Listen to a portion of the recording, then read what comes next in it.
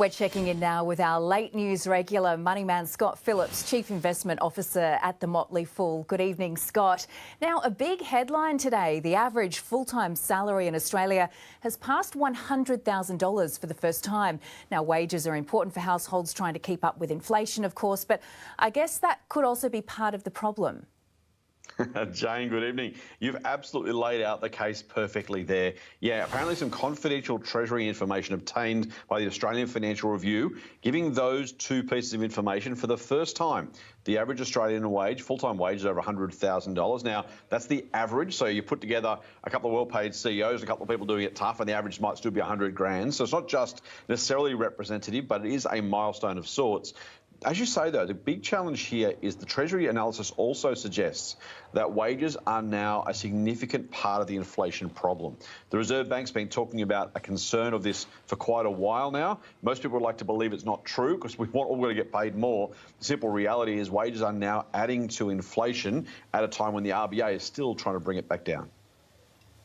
It's real bittersweet news, really. But looking at today's market movement, Scott, a share price tumble from Endeavour Group, the owner of hundreds of pubs, Dan Murphy's and BWS liquor chains. What's happening there?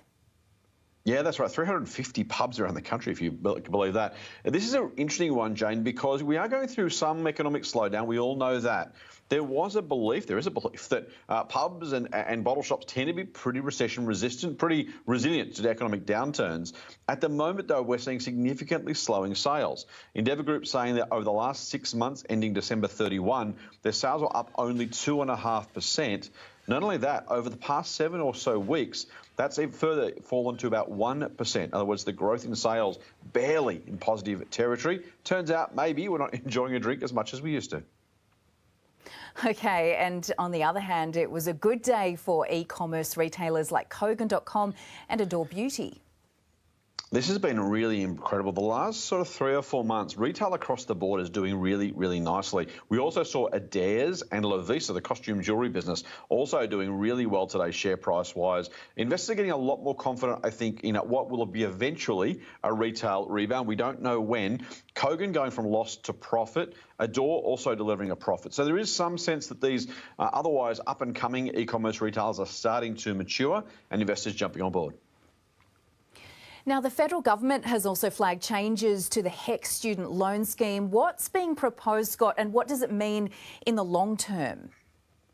If you've got a HECS or a help debt, hopefully it means some good news. The government hasn't yet announced what they will do, but there's been a long-running inquiry into the way higher education should be funded. They want to make sure people have access to higher education in the first place, particularly from lower-income households. Secondly, they pay the money back only when you're earning enough to make it through, and we know what the cost of living is like at the moment. And also looking at the amount of funding that's provided to some of these courses and some of these students. The indexation also at the moment is inflation, as we all know. It's been a tough couple of years. The government may change that to be linked to wages rather than inflation to make sure that debt isn't growing too quickly. Now, these are all proposals so far. The government's given a pretty cautious approval, so I dare say some of it may come through. And according to the Minister Jason Clare, it might be as soon as the May federal budget.